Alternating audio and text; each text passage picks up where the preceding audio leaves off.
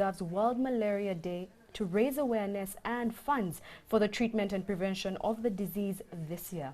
The international theme for this year's effort is Zero Malaria Starts With Me, and as a country, chase malaria to zero.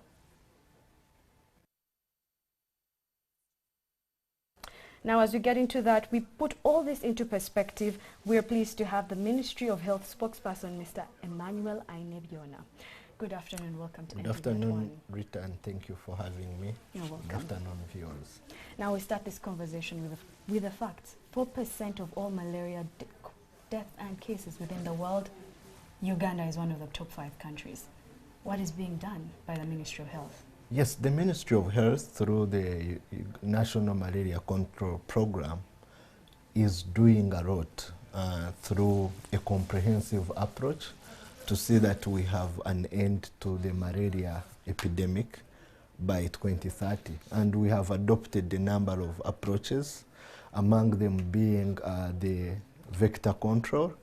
This involves the insecticide-treated mosquito nets, which we distribute on almost an annual basis. And we expect that individuals, the population, utilize them very well to avoid mosquito bites. The slogan for this annual World Malaria Day is Prevent the Bite. And we also signed an MOU with the Egyptian government, which is going to assist us in larviciding to ensure that we stop the mosquitoes from coming to bite us by interrupting one of the stages of development. And also we have what we call case management, where we treat and test. About 92% of the malaria patients are tested before they are given treatment, and also we ensure adherence to treatment. Okay. So if this comprehensive approach also entails pregnant mothers, as they receive they go for antenatal checks, they are tested for malaria and also given an antimalarial to protect them from getting malaria during pregnancy. Okay, now away from the mosquito nets, there's also another thing, which is the indoor residue spraying. Yes. Now,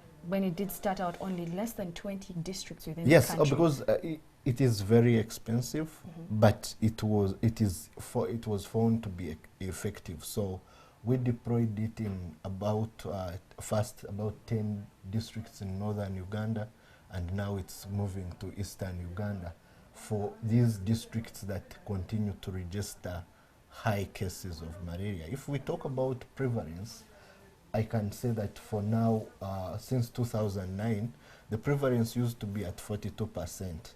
As we talk, our national prevalence for malaria is at 19%. In Kampala and Kigezi, the prevalence is almost 1%. So meaning you are at less chances of getting malaria while you're in Kampala. So, and this is due to behavior change. People in Kampala use mosquito nets very well.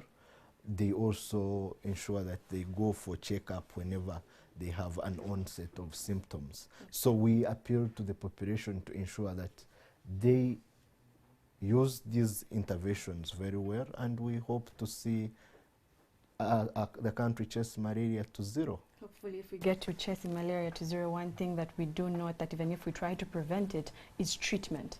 Yes. And you raise the fact that yes, it could be dropping in different areas, but the treatment and availability of these drugs. Now in the Ministry of Health, a number of times drugs come up as a question. Not for antimalarials. Let's talk about antimalarials. Yes. What stock do we have within the country? With support of the Global Fund, we have all our health facilities countrywide. Health centers, general hospitals, regional referral hospitals are always stocked with. So from the reports that are received of a number of people saying they can't get access to it when they go to the hospitals, they're simply given Panadol. Not for antimalarials, at least.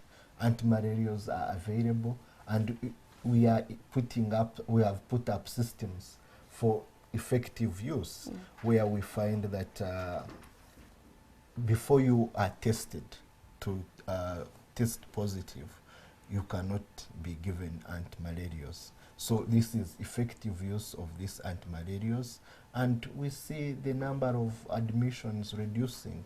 So as a country, as far as malaria prevention and control, we are doing very well.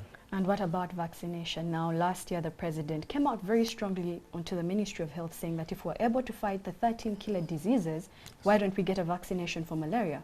The vaccination for malaria is already in trial stages, and it's being piloted in Malawi, Ghana. So we hope after it has undergone through all the stages, it will be something we shall be looking at as for mass drug administration and also immunization. Okay, thank you so much, Mr. Emmanuel Ainabionya, for joining us this afternoon on NTV at 1. He is the spokesperson of the Ministry of Health. Now, Uganda accounts for the 4% of all cases that we had mentioned earlier, and within the whole world, we're among the top 5 countries responsible for nearly half of all malaria infections. Now, this according to the World Malaria Report that was published in 2018. The revelation comes as the world observes World Malaria Day to raise awareness and funds for the treatment and prevention